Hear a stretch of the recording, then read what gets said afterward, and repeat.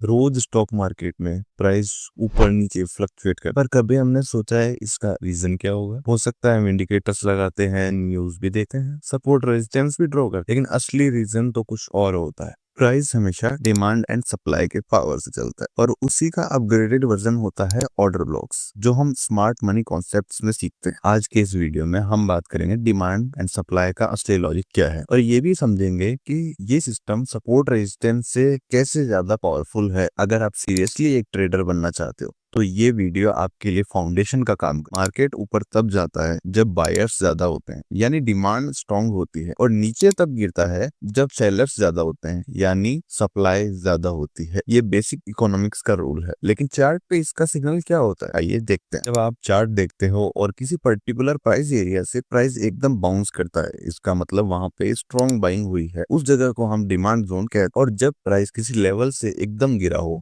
मतलब वहां सेलर्स ने मार्केट में एंट्री, उस जगह को कहते हैं सप्लाई जोन। ये जोन्स रैंडम नहीं बनते, ये वही जगह होती है जहां इंस्टीट्यूशंस जैसे बैंक्स, एफआईज, डीआईज अपने बड़े ऑर्डर पंच कर। आपने कभी स्मार्ट मनी कॉन्सेप्ट या एसएमसी सुना हो तो वहां एक वर्ड बार बार आता है, ऑर्डर ब्लॉक। ऑर्डर ब्लॉक वो एरिया होता है जहां इंस्टीट्यूशंस ने अपना बड़ा बाय या सेल ऑर्डर एग्जीक्यूट किया होता है। ये जोन्स डिमांड एंड सप्लाई का ही एक अपग्रेडेड वर्जन है। डिफरेंस सिर्फ इतना है कि ऑर्डर ब्लॉक प्रिसाइज होते हैं, कैंडल स्ट्रक्चर पे बेस्ड होते हैं, और मोस्टली रिवर्सल या ब्रेकआउट से पहले बनता है। इसे हम एग्जांपल से समझते हैं।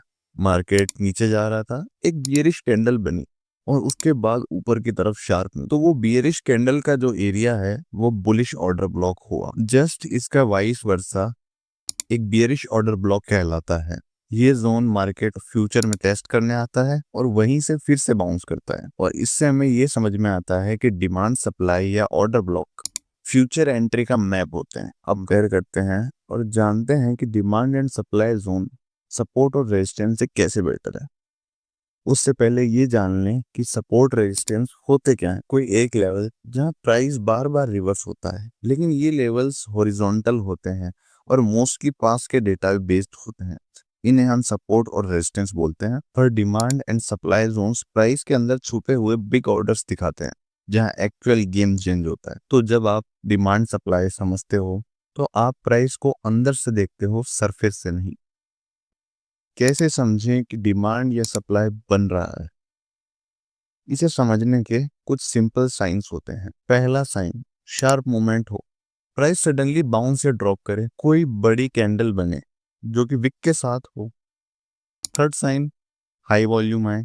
फोर्थ साइन है, उस लेवल पे पहले प्राइस कभी विजिट ना हुआ हो। And last and fifth sign, wick से इंगल्फिंग का मूव हो। आइए इसे एग्जांपल के साथ समझते हैं। आप देखते हो प्राइस 1000 से 950 आता है, फिर एक स्ट्रॉन्ग ग्रीन कैंडल बनती है और 960 से 990 तक प्राइस ले जाती है। तो 950 और 960 के बीच का एरिया बन गया डिमांड जोन। ये जोन फ्यूचर में जब प्राइस दोबारा टेस्ट करेगा और अगर वहां से बाइंग आई तो आपका सेटअप रेडी है। यही होती है स्मार्ट ट्रेडिंग। बहुत से ट्रेडर्स कुछ कॉमन गलतियां करते हैं जिन्हें हम देखते हैं। सिर्फ सपोर्ट या रेजिस्टेंस पे ट्रेड करते हैं, इंडिकेटर्स पे ओवर डिपेंडेंट होते हैं, डिमांड सप्लाई जोन्स को क्लियरली ड्रॉ नहीं करते हैं, और फेक जोन्स पे एंट्री ले लेते हैं। ये बात बहुत जरूरी है कि आप जोन के अंदर एंट्री लो कंफर्मेशन के बाद, और स्टॉप लॉस जोन के थोड़ा नीचे या ऊपर रखो, डिपेंडिंग ऑन आप कॉल बाय कर रहे हैं या पुट। तो दोस्तों, डिमांड और सप्लाई ही मार्केट का असली स्ट्रक्चर डिसाइड करते हैं। इंडिकेटर तो सिर्फ रिएक्शन बताते हैं, लेकिन डिमांड एंड सप्लाई आपको इंटेंशन बताते हैं। आपको अगर ये कॉन्सेप्ट पसंद आया हो तो वीडियो को लाइक करो, कमेंट करो अपने डाउट्स,